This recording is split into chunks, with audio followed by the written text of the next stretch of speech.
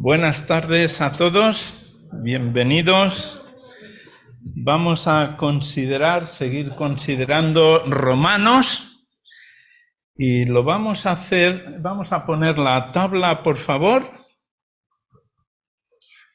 y hoy estaremos en los capítulos 13 al 15, pero vamos a hacer un breve repaso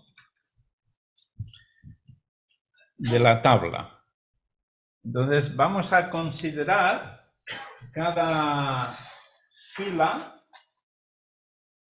y ver que en cada fila está recogido un pensamiento.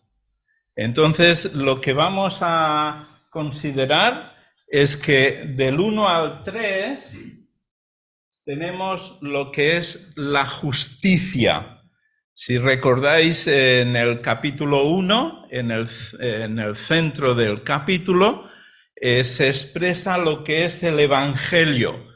El Evangelio es poder de Dios y lo que hace el Evangelio es manifestar la justicia de Dios. Y cuando llegamos al 3, partimos de aquí, llegamos al 3, lo que nos encontramos es que el hombre que aquí está condenado, que no escapará, se encuentra con la alegría de que hay la posibilidad de encontrar salida a la condición de pecador perdido por medio de la fe en el que justifica. Es decir, que aquí la justicia, Dios reclama que el pecado tiene que ser pagado. Y si tú no encuentras sustituto para que pague por ti, pues tú tienes que pagar. Y la gloria del Evangelio es que aquí, el final del 3 nos habla de que sí que hay sustituto, de que sí es posible encontrar la justicia, no la nuestra por nuestras obras, sino la justicia de Dios que es a través del Señor Jesucristo, que Él ha sido hecho justicia de Dios en nosotros. Así que aquí tenemos la justicia y ahora aquí, en esta fila del 5 al 7, lo que vamos a encontrar es la persona que ha hecho posible que se produzca esta justicia. ¿Cómo empieza Romanos 5:1? Este se memoriza, ¿verdad? O sea, por medio de nuestro Señor Jesucristo. Muy bien, por medio de nuestro Señor Jesucristo tenemos paz con Dios. ¿Por qué? Porque hemos sido justificados. Aquí salimos de la justicia, que es por la fe, y entramos a conocer el que ha sido ofrecido, la persona que ha sido dada para que nosotros podamos tener paz con Dios. Y es el Señor Jesucristo. ¿Y cómo termina el capítulo 7?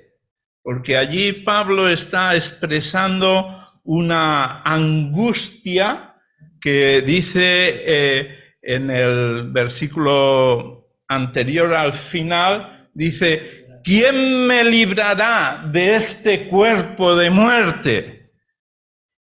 Y entonces el siguiente versículo que dice, gracias doy a Dios por nuestro Señor Jesucristo. Así que en esta fila tenemos la persona y la obra del Señor Jesucristo, que es el que hace posible que ahora, por medio del Espíritu Santo que me ha dado, entre en el pueblo que no era pueblo. Y recordáis que estábamos hablando del el que es, el pueblo que es, que no es, que era pero que ahora no es, y todo lo que el profeta Oseas está anunciando, pero lo interesante de esta sección que es que empieza con amén y termina con amén. Es decir, que esta sección es el amén. ¿Y sabéis lo que significa amén? Que así sea, que sea firme, que es así.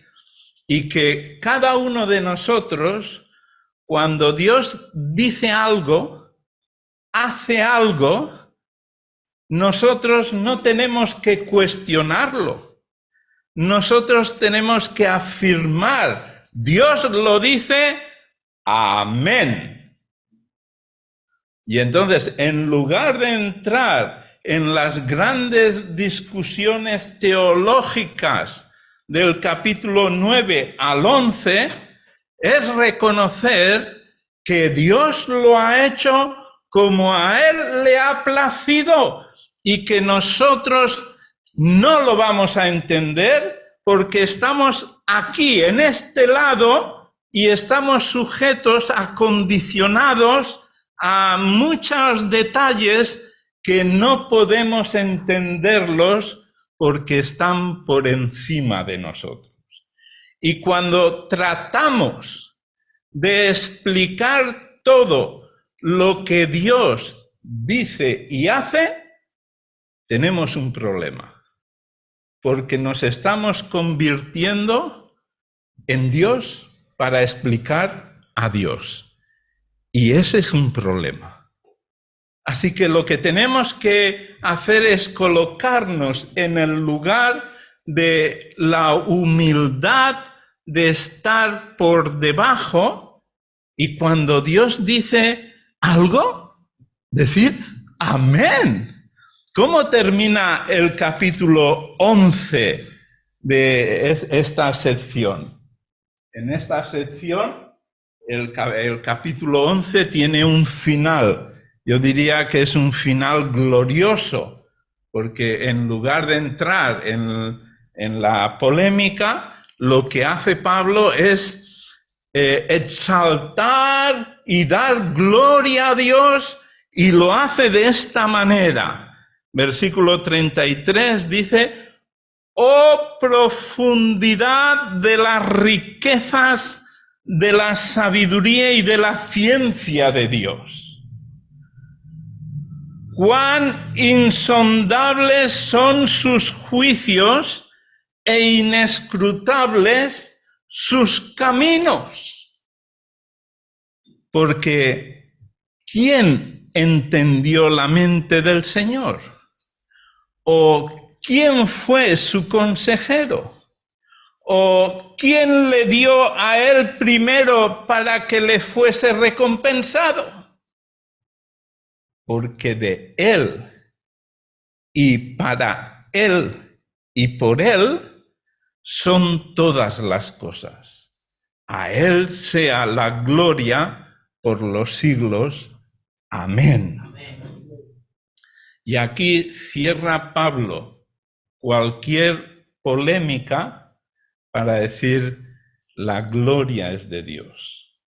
Y si vas a Isaías 40, allí hay una descripción de la gloria de Dios, de cómo Él cuenta, cómo Él pesa, cómo Él ve, y cada uno de nosotros tiene que quedar asombrado, maravillado de cómo es la gloria de Dios. Y entonces entraríamos, habíamos ayer mencionado el capítulo 12 acerca de las Sagradas Escrituras. Fijaros que en esta columna, aquí tenemos las dos grandes provisiones que Dios nos ha dado. Dios nos ha concedido su Espíritu y Dios nos ha concedido las Sagradas Escrituras. Cuando aquí habla de las Sagradas Escrituras, que después en el capítulo 15 volverá a insistir en ellas, está hablando no del Nuevo Testamento, sino del Antiguo Testamento. Eran las escrituras que los hebreos, los judíos, tenían. Y en base a ellas hemos llegado a esta situación. El Evangelio no llega así de golpe, sino que el Evangelio está dentro de la historia de la redención.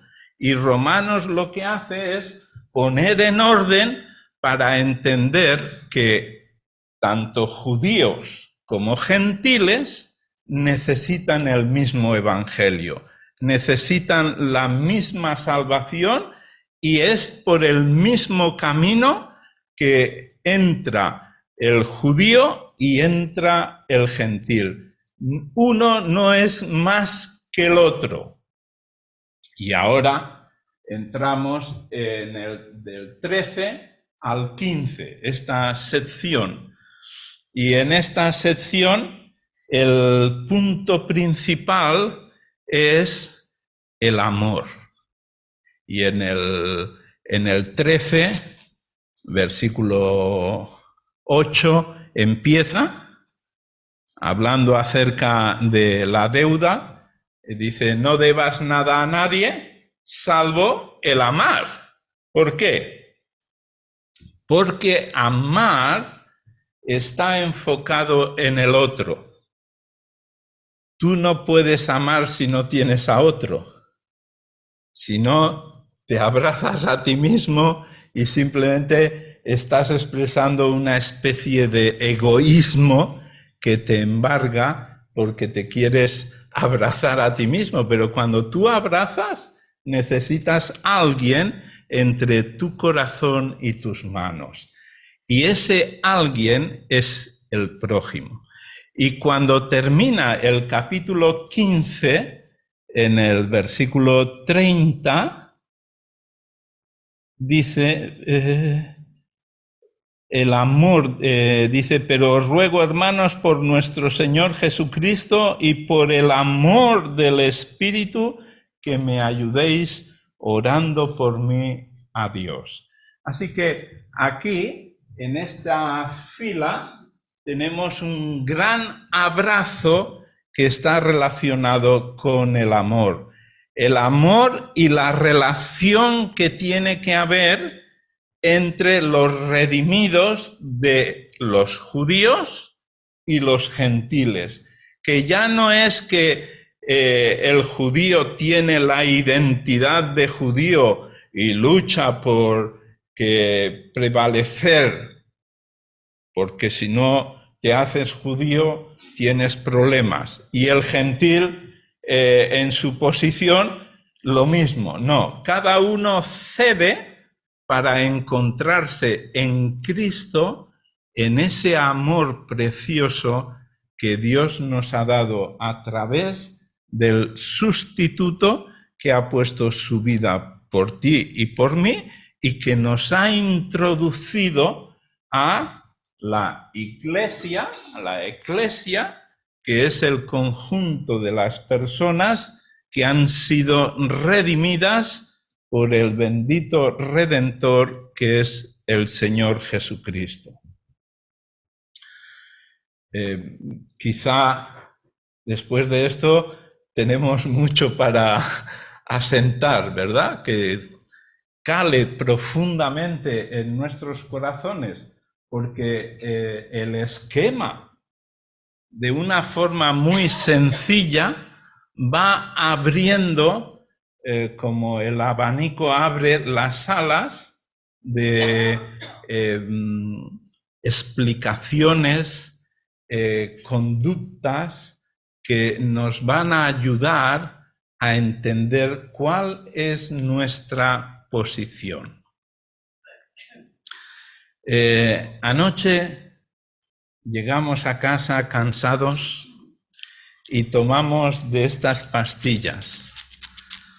Esto es Traumel. No sé si lo conocéis.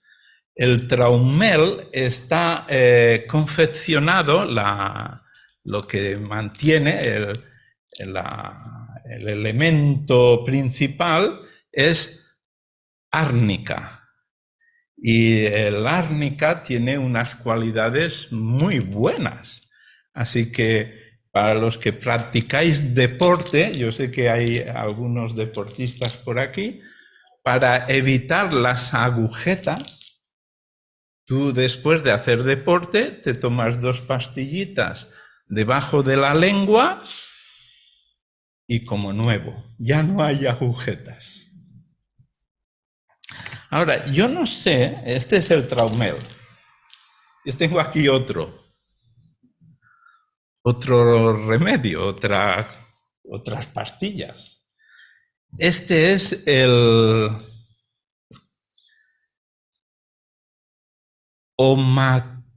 Omotumadón. ¿Lo conocéis? Omotumadón. Es unas pastillas que las tomas y producen los efectos, no de quitarte las agujetas, pero los efectos esperados del omotumadón.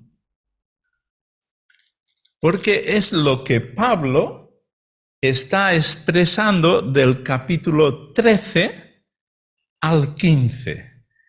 El omotumadón con H, la primera con H y una H intercalada en la T, es el remedio para que funcione la iglesia.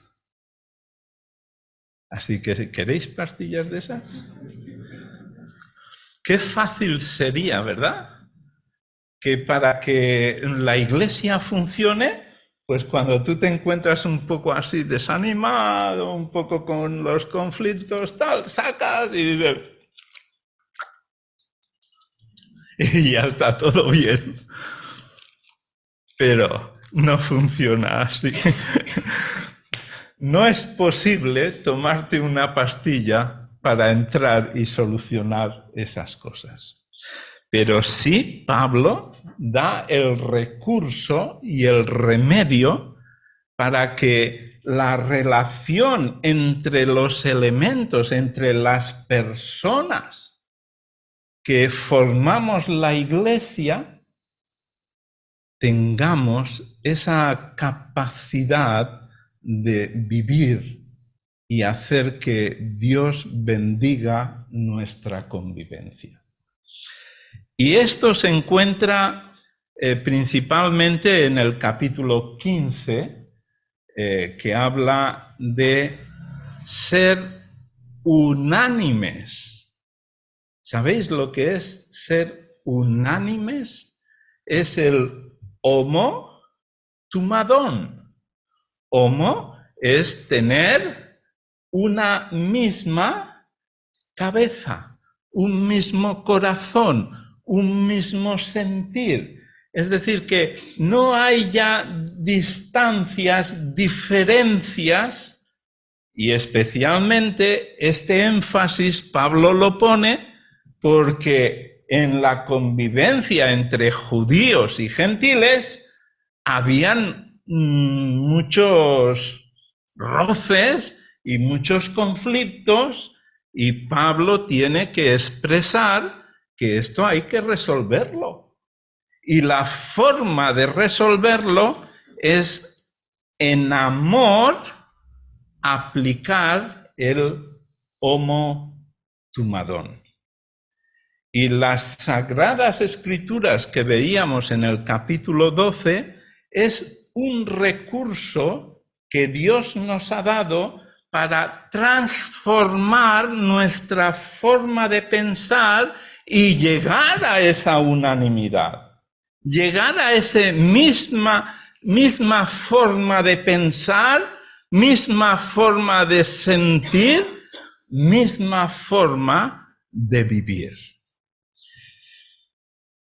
No sé si quieres una pastillita. No tengo muchas, hay 2.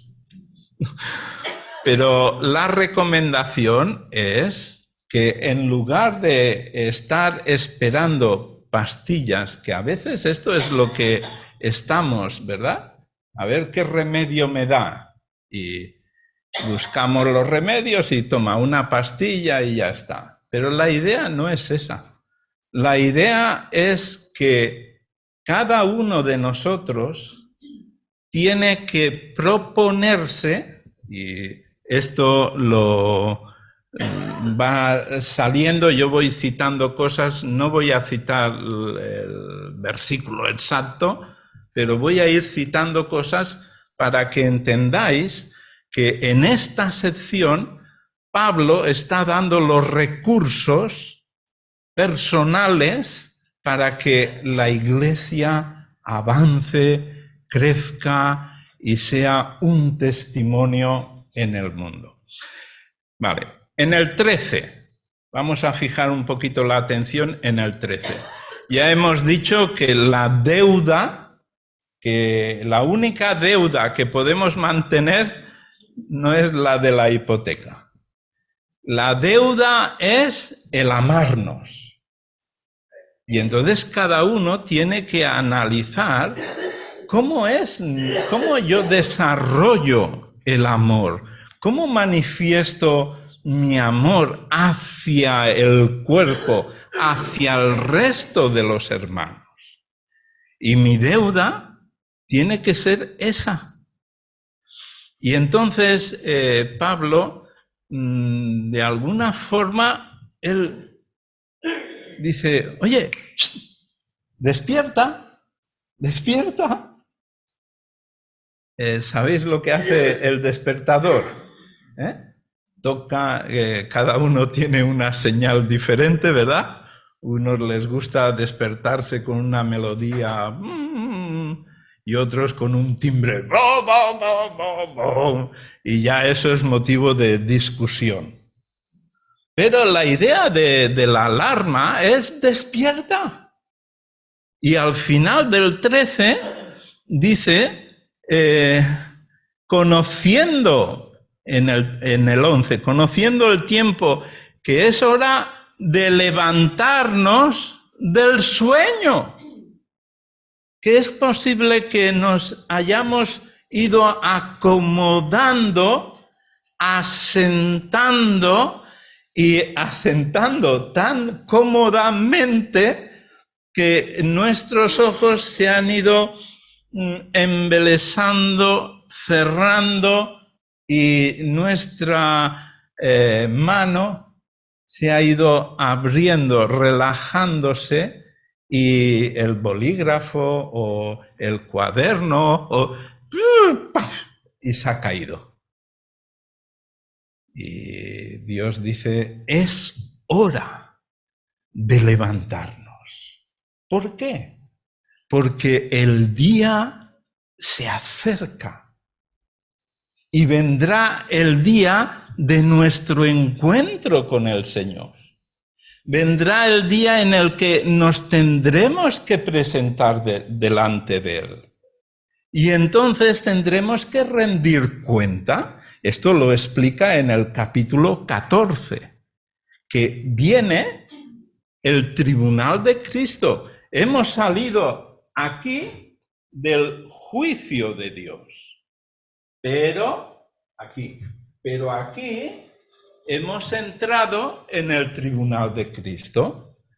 Y entonces para presentarnos delante de este tribunal tenemos que estar despiertos, tenemos que estar velando, tenemos que estar activos. Y en el capítulo 12 nos ha dicho con cuánto fervor, con cuánta diligencia, con cuánto anhelo tenemos que vivir nuestra nueva vida en Cristo. Tenemos que vivir en este pueblo que antes no era pueblo, pero que ahora es pueblo y tiene una forma de conducirse. Y Pablo se lo dice a Timoteo, y estas cosas te escribo para que si tardo sepas cómo debes conducirte en la casa de Dios, que es la iglesia del Dios viviente. Entonces, tenemos que saber cómo conducirnos. Y la forma de conducirnos es despiertos. Así que dice, la noche está avanzada, se acerca el día. ¡Ven! Desechemos. ¿Sabes lo que es desechar? ¿Alguna vez has desechado? Cuando nos hacen ejercicios para los que estudiáis y hacen esas pruebas de marcar si es verdadero o falso. Cuando tú marcas una casilla, estás desechando la otra. No hay opción a marcar las dos. Tienes o una o la otra. Y en función de la que marcas, la otra la desechas. En la vida es igual. Tenemos que decidir desechar lo que a Dios no le agrada. Por tanto, yo tengo que saber lo que a Dios le agrada. Y si sé lo que a Dios le agrada, cuando aparece algo en mi vida que a Dios no le agrada, yo lo desecho. Y esta es la idea. Desechemos, ¿qué? Las obras de las tinieblas. ¿Por qué? Porque ya somos hijos de la luz. Así que la luz con las tinieblas no funciona. Y por eso dice, vistámonos. Que hoy nos hemos vestido, ¿verdad? Yo veo que sí. Y yo por lo menos. ¿Qué es vestirse? Vestirse es colocarse prendas sobre nuestro cuerpo. Y vestirnos es añadir sobre nosotros cosas que tomamos para que nos cubran. Y la cosa más preciosa que hemos tomado para que nos cubra es el Señor Jesucristo, que nos ha cubierto con su justicia y nos ha hecho justicia de Dios en él. Y es como termina. Habla de andar, habla de quitar, pero al final en el 14 dice, vestíos del Señor Jesucristo. Y yo no me puedo vestir por ti y tú no te puedes vestir por mí.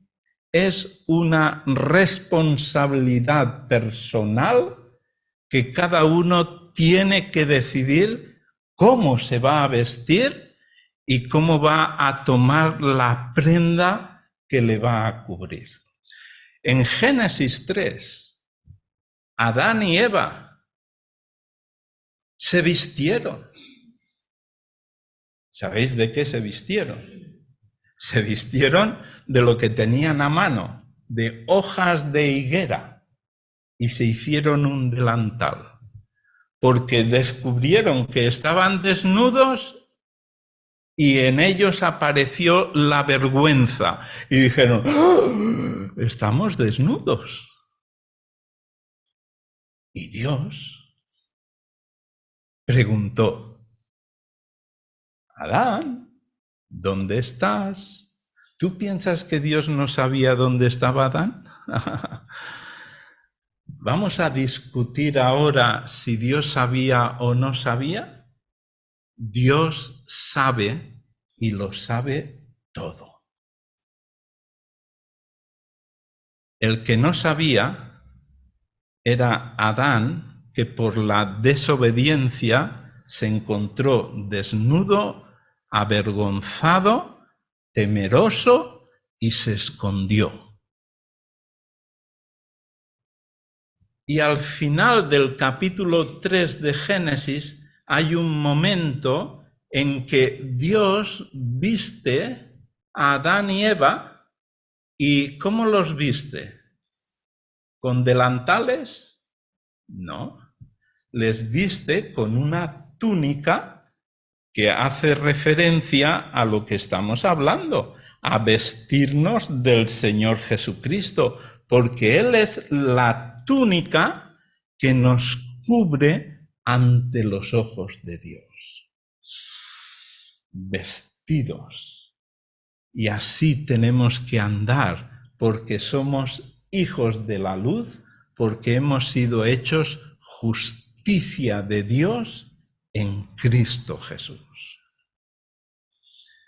Entramos en el capítulo 14 y entonces aquí empieza ya que si el débil y en el 15 el fuerte, y ahora vamos a entrar en la polémica de quién es el débil y quién es el fuerte.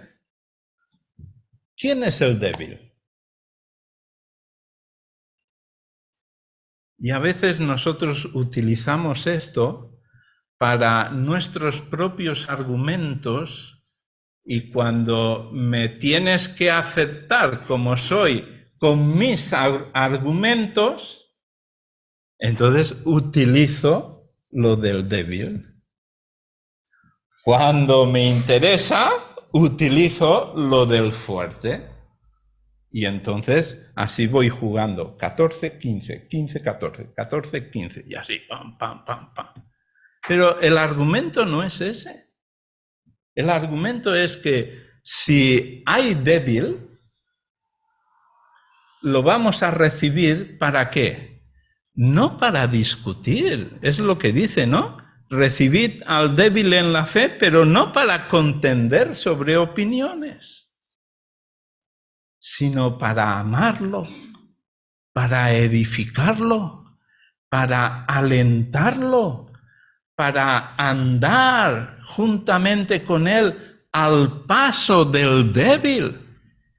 Jacob, cuando se encontró con su hermano Esaú iba con sus hombres a caballo, potentes, y le dice, mira, yo te dejo aquí mis hombres que te acompañen.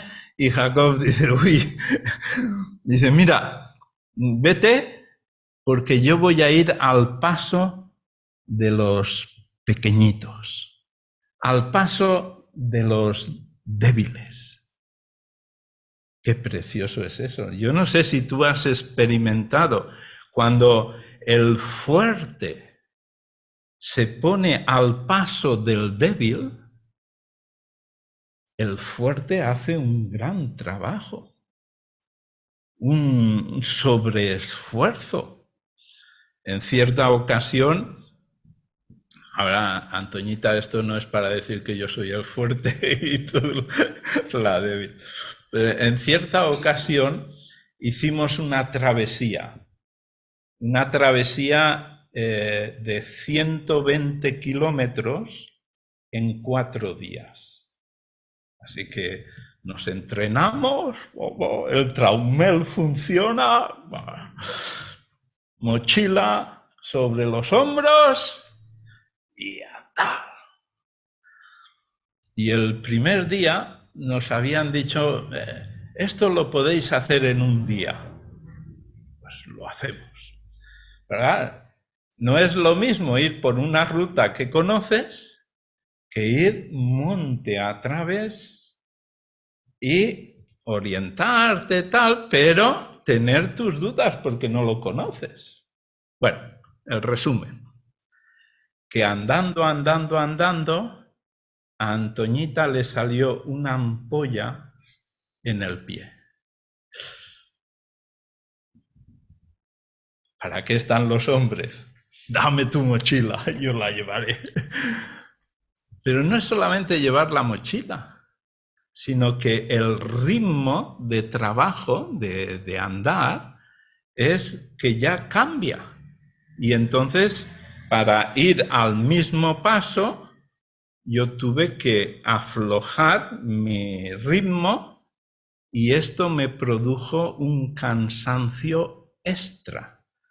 De tal manera que lo que deseábamos era ver la llegada, pero estábamos andando en un monte que veías la llegada y decías, ya estamos. Pero después tenías que coger una curva y desaparecía el lugar. Si estábamos tan cerca, ¿por qué estamos ahora tan lejos?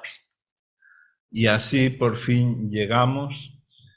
Y lo que aprendimos en ese día fue que el fuerte acompaña al que se encuentra débil, pero no simplemente con decir, pues no te preocupes, sino que tienes que coger su peso y llevarlo contigo. Y tienes que aminorar tu velocidad para ponerte a su nivel y poder animar, alentar de esta manera para llegar juntos. En la vida cristiana nos vamos a encontrar que nuestro hermano tenga alguna dificultad y yo, por no decir tú, tendremos que arrimar el hombro, soportar su carga y aliviarle para avanzar, para proseguir, como Pablo menciona en Filipenses 3, no retroceder, proseguir. ¿Y cómo yo voy a recibir ese aliento, ese ánimo? Porque otro hermano se acerca y me echa su brazo sobre mi hombro. Antonio, un paso más. Ahora es el momento de dar un paso más. No cedas, no te pares, porque cada uno tiene que andar su camino. Y el aliento que otro me puede dar es lo que me anima, me alienta a seguir, a dar un paso más adelante. Y esta es la manifestación del amor, los unos con los otros. El hermano me ama y me encuentra en medio de la debilidad y me alienta y me estimula al amor y a las buenas obras. Y es un convivir, no aisladamente, sino congregacionalmente, para animarnos a seguir adelante. Porque llegaremos al tribunal de Cristo y encontraríamos aquí en el 14, fijaros lo que dice el 13. Así que ya no nos juzguemos más los unos a los otros, sino más bien decidid no poner tropiezo u ocasión de caer al hermano. Esa es una resolución personal que yo decido que con mi vida no quiero que nadie tropiece. Así que yo quiero alentar, quiero animar, quiero dejarme animar también porque yo lo necesito también, pero yo decido no poner tropiezo. Y en el Antiguo Testamento, en Levítico, creo que es, cito de memoria, habla de no poner tropiezo delante del ciego. Cuando uno es ciego, no pondrás tropiezo delante del que no ve, sino que tú le ayudarás para sacarlo y llevarlo. Después el Señor les acusa, ¿no?, de ser ciegos que guían a ciegos y se meten en el hoyo. Pero, hermanos, nosotros podemos decidir, tomar la resolución de amar a mi hermano y de no poner tropiezo a mi hermano. Y entonces esto hará que la convivencia entre débiles y fuertes sea una convivencia que ya no habrá tanto la diferencia, sino que habrá igualdad entre nosotros. Siempre habrá uno que estará más, pero eso no quiere decir que sea más sobre los demás, sino que será más de bendición y de ayuda para que los que son débiles en la fe se fortalezcan y avancen para la gloria de Dios.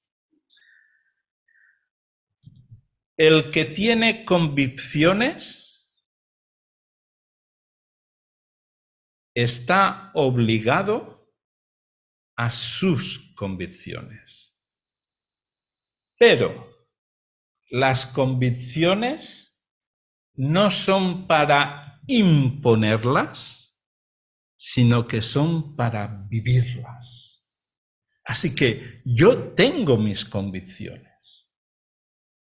Y eso me hace responsable de vivir a la luz de mis convicciones, no para imponerlas, no para derrotar al otro y ya tenerlo. No, mis convicciones me obligan a mí y tengo que vivir a la luz de esas convicciones, y entonces los que conviven conmigo verán y dirán, hombre, este sí, dice esto, pero es que lo vive.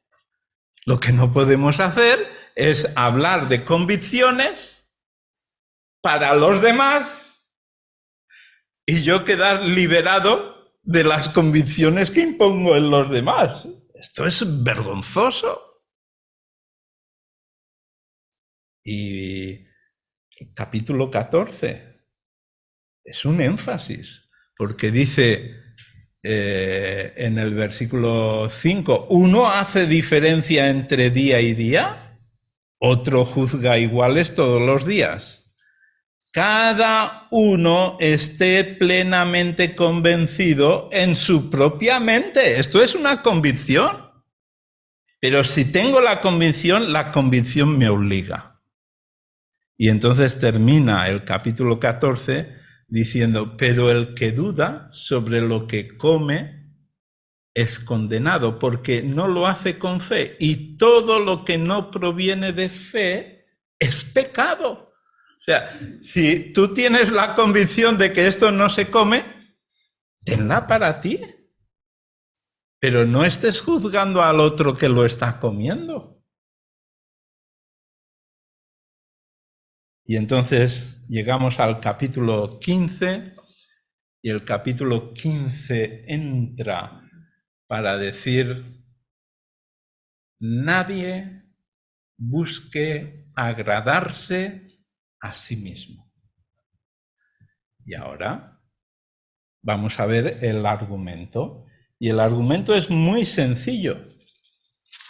Dice en el versículo 3, porque ni aun Cristo se agradó a sí mismo. Antes bien, como está escrito, los vituperios de los que te vituperaban cayeron sobre mí.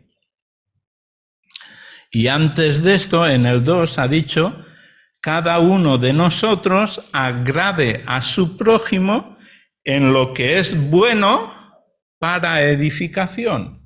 Así que mi enfoque en la convivencia es edificar, es alentar, es animar, es vitalidad que brota de uno y que esa vitalidad se transfiere y otro, a la luz de eso, se anima y coge ánimo y dice, sí, venga, vamos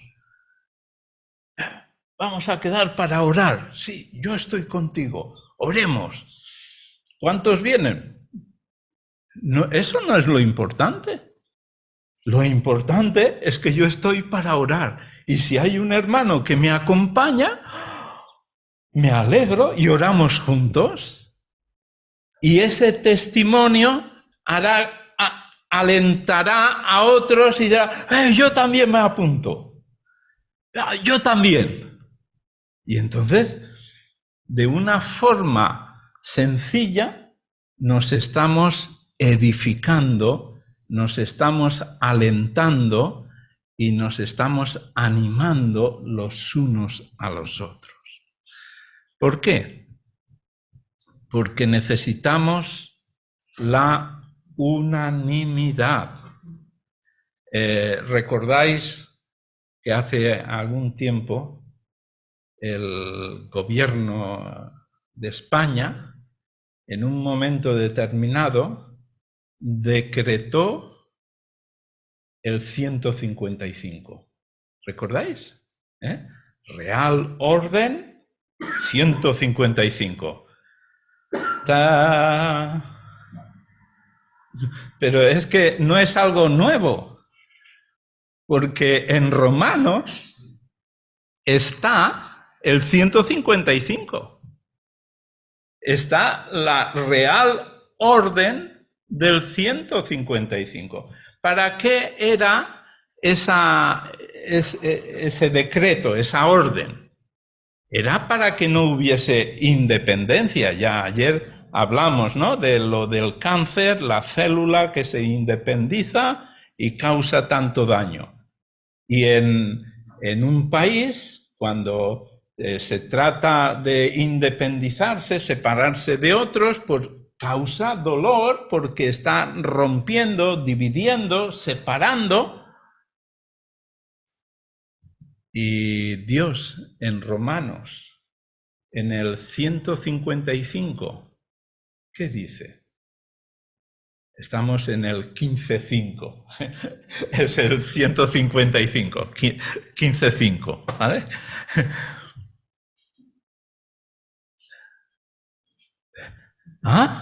El Dios de la paciencia, porque ha de tener mucha paciencia con nosotros. Y el Dios de la consolación, porque necesita consolarnos.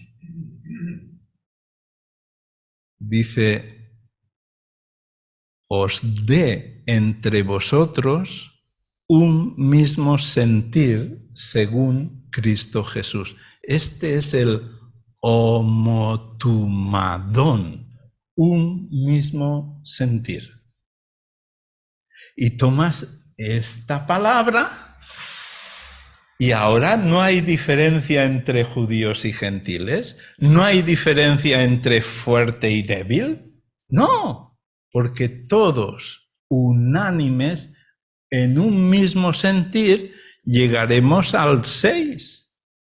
Y el 6 te dice el propósito de esa unanimidad, y esa unanimidad es para que a una voz glorifiquéis al Dios y Padre de nuestro Señor Jesucristo. A una voz glorifiquemos al Dios y Padre de nuestro Señor Jesucristo. Bueno, esto, oxígeno, Respirar profundamente, porque si quieres cantar a una voz, tienes que oxigenarte, No puedes cantar a una voz y estar... Cuando respiramos, normalmente cogemos un botellín, vivimos respirando con un botellín de 50 centímetros cúbicos, medio litro. Y vivimos así, no nos damos cuenta, porque ahora mientras estoy hablando, todos estáis respirando. Y ese ejercicio es algo innato. Pum, pam, pam, pam, pam, pam. ¿Sabéis la capacidad que tienen los pulmones de recoger oxígeno? Yo cuando antiguamente veía lo de las Olimpiadas, me fijaba en la natación artística. Esto que se echan al agua y hacen figuras y saltan. Y entonces un ejercicio que yo hacía era, a ver, y se echaban. ¡Fua! Y entonces yo cogía aire y tenía que volver a coger aire. Y estaban dentro del agua. Y cogía otra vez aire. Y estaban allí, no habían salido. Y a lo mejor 4 o 5 veces. Y al final, está saliendo. Menos mal que ha salido. El oxígeno que nosotros somos capaces, podríamos coger, es una garrafa de 5 litros. Y los que hacéis cantáis, una de las cosas primordiales que enseñan es respirar. Pero no respirar, no, respiración profunda. Y cómo ir sacando el oxígeno poco a poco para que esto dure. Glorificad a Dios a una voz. Cuando cantamos un himno, a una voz. El entusiasmo de cantar un himno a una voz, esto tendría que levantar el ánimo. Y tendríamos que... Yo recuerdo al hermano Eric Bermejo, ¿le recordáis, no? Y él se ponía delante y decía, y ahora las hermanas, y las hermanas, ¡wow! Y ahora los hermanos, y los hermanos, ¡wow! Y ahora todos juntos, y ¡wow! Y aquello era precioso, era... Tú salías y él lo hacía en el previo, es decir, quedábamos media hora antes para practicar los himnos y cantaba y aquello era precioso. El canto congregacional es muy importante y poderlo hacer a una voz es muy importante. Y tendríamos que animarnos, los que sabéis cantar, enseñar a los que no sabemos cantar y entonces hacer que las voces encajen perfectamente. Y esto nos daría estímulo y ánimo.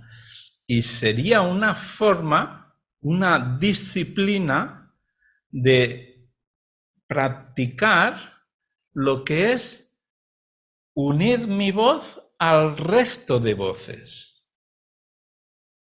No ir por mi cuenta, sino unir mi voz al resto de voces, que es la idea de la unanimidad. Tener una misma cabeza, tener un mismo corazón, tener un mismo sentir y expresar el deseo y el anhelo de dar gloria a Dios y hacerlo juntos, porque vendrá el día que juntos daremos gloria a Dios.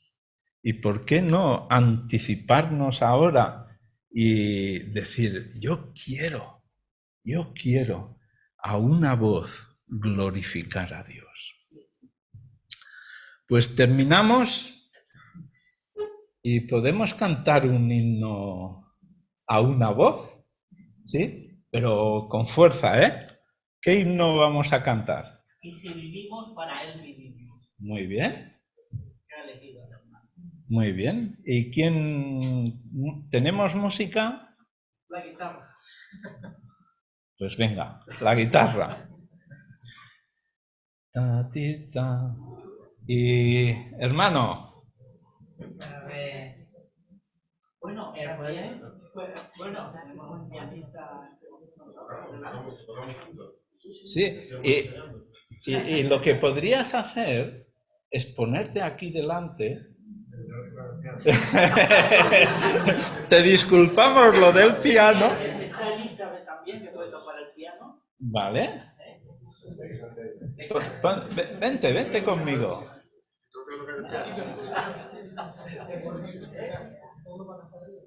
A ver, ¿quién?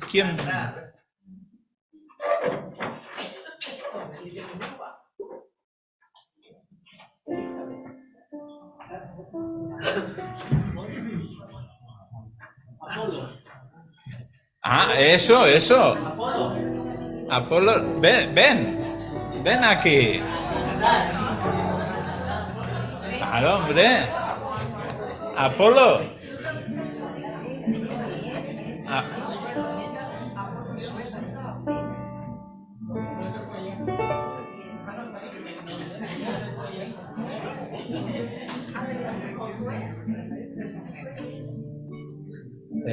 Apolo, Soba, adelante. Arriba. lo que quiero es que tú dirijas a aquí subimos, aquí bajamos, aquí fuerte. Cantamos la primera para coger, pero después marca. Cosa muy difícil, porque no soy. Te cedo. No sabe si me dice que dirige el coro. ¿Sí? Elizabeth. Pero. Elizabeth, mira que te va a decir. Elizabeth, te voy a ceder la varita. Marca los tiempos.